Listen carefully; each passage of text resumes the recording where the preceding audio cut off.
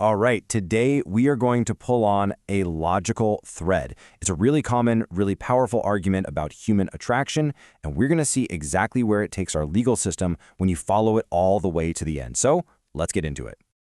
I'm sure you've heard this phrase before, right? It's used all the time to argue for social acceptance, for legal protections. But what if I told you it's not just a statement about biology?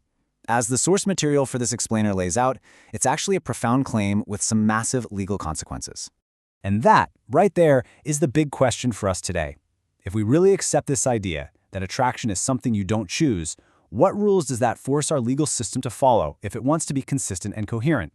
We are going to unravel this thing together. So here's how we're going to do it. First, we'll look at the hidden test inside that claim. Then, we'll distinguish attraction from conduct. After that, we'll walk through a pretty tricky thought experiment, look at the constitutional problem of punishing someone's status instead of their crime, and finally, we'll ask, what even makes a law coherent in the first place? Okay, first up, a claim's hidden test. This is all about that interesting moment when a scientific idea, something from biology, gets turned into a rule for how society and our laws are supposed to work.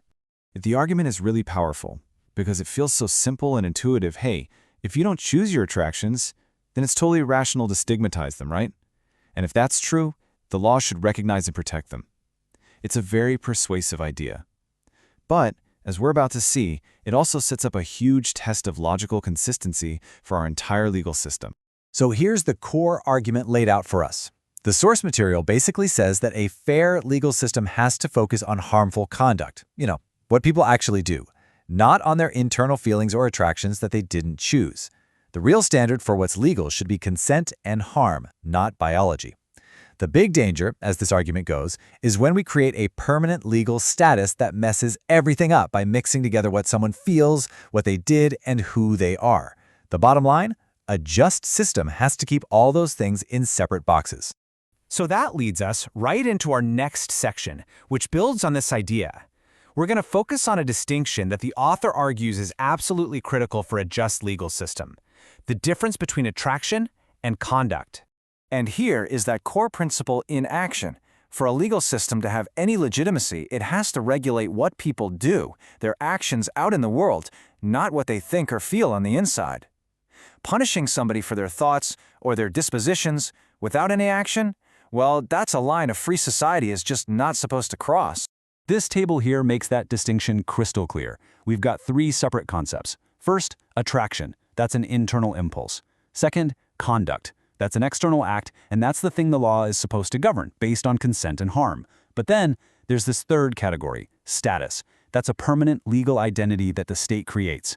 The author's central warning is that our legal system is increasingly just collapsing all three of these into one big mess, and that's where things get really dangerous. Okay, now we get to the real centerpiece of this whole explainer, a thought experiment. And this is specifically designed to put that attraction is genetic claim to a serious logical test. Here's the question that sets it all up. If we're going to use genetics as our standard, does that rule have to apply across the board? I mean, think about it. Genetics doesn't care about social norms or what makes us comfortable. It's just biology. So does the rule apply to everything, or are we just kind of picking and choosing the ones we like?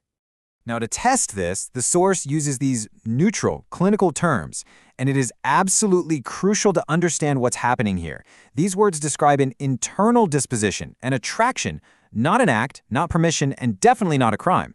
We're being very careful to keep our categories clean here, just like the author insists. We are only talking about the internal feeling of attraction. And here it is. This is the trap.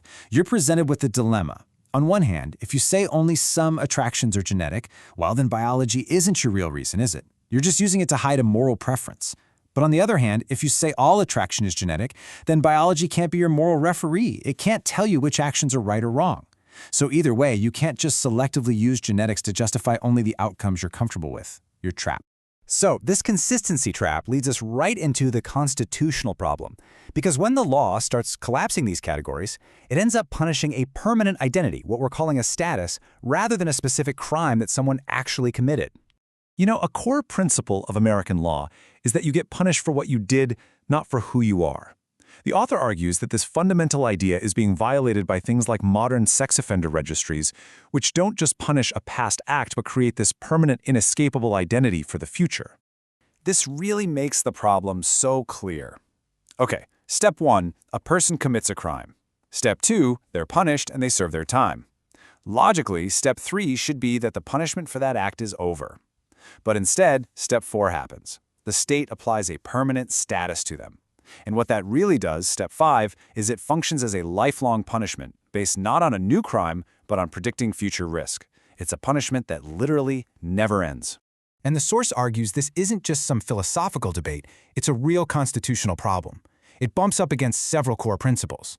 The idea that the state can't just permanently brand you with a negative identity, your right to due process since there's often no real way to get off these lists, and even the Eighth Amendment's ban on cruel and unusual punishment because it effectively creates a sentence without an end. So, what's the solution here? Well, our final section tries to pull it all together by proposing a set of principles for a legal system that is both logical and, just. And this right here, this is the core inconsistency the whole argument has been building towards. A coherent legal system simply cannot have it both ways. We can't use the idea of immutability, born this way, to argue for sympathy and protection in one instance, and then completely flip around and use the idea of propensity or permanent risk to justify lifelong control and punishment in another. It just doesn't work. So what does a coherent path forward actually look like? Well, according to the source, it's built on these pillars. A system that punishes harmful acts, not thoughts. A system that uses clear principles like consent and harm to draw lines. One that makes sure the punishment fits the crime and eventually ends. And, really critically, a system that doesn't replace the job of judging past actions with a whole new system of predicting the future and just branding people for life. And that brings us to our final, pretty provocative question. When we apply all these principles, what does our legal system today truly prioritize? Is it that logical, constitutional coherence that comes from judging people by their actions? Or is it the urge to manage our own categorical fear, even if that means bending our own rules to do it? That's really the tension at the very heart of this entire debate.